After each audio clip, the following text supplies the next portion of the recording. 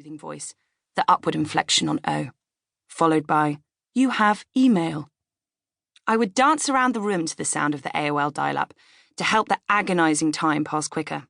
I choreographed a routine from things I learnt in ballet, a plie on the beeps, a pas de chat on the thumps. I did it every night when I came home from school, because that was the soundtrack of my life, because I spent my adolescence on the internet. A little explanation. I grew up in the suburbs. That's it. That's the explanation.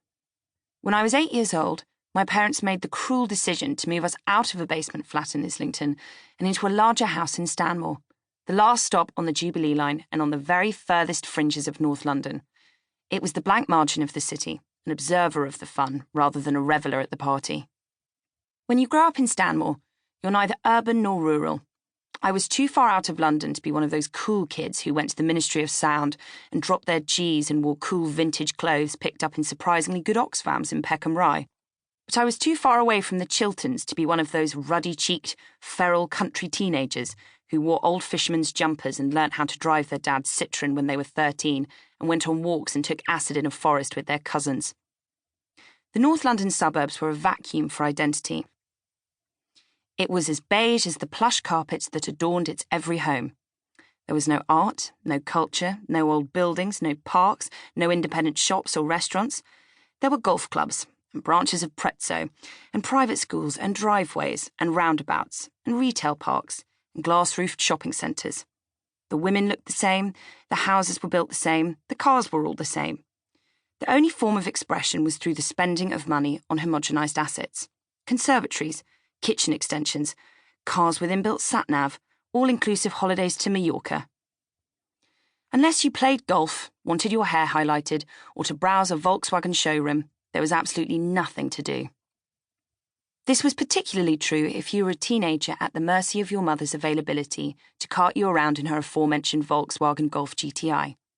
Luckily, I had my best friend, Farley, who was a 3.5-mile bike ride away from my cul-de-sac. Farley was, and still is, different to any other person in my life. We met at school when we were 11 years old. She was, and remains, the total opposite to me. She is dark, I am fair. She's a little too short, I'm a little too tall. She plans and schedules everything. I leave everything to the last minute. She loves order, I'm inclined towards mess. She loves rules, I hate rules. She is without ego. I think my piece of morning toast is important enough to warrant broadcast on social media, 3 channels. She is very present and focused on tasks at hand. I'm always half in life, half in a fantastical version of it in my head. But somehow, we work. Nothing luckier has ever happened in my life than the day Farley sat next to me in a maths lesson in 1999. The order of the day with Farley was always exactly the same. We'd sit in front of the television eating mountains of bagels and crisps, though only when our parents were out.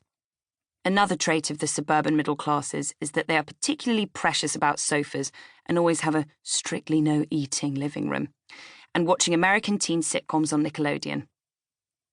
When we'd run out of episodes of Sister Sister and Two of a Kind and Sabrina the Teenage Witch, we'd move on to the music channels, staring slack-jawed at the TV screen while flicking between MTV, MTV Base, and VH1 every 10 seconds, looking for a particular Usher video.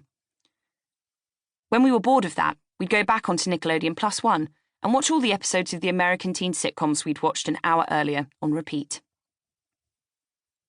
Morrissey once described his teenage life as waiting for a bus that never came, a feeling that's only exacerbated when you come of age in a place that feels like an all-beige waiting room.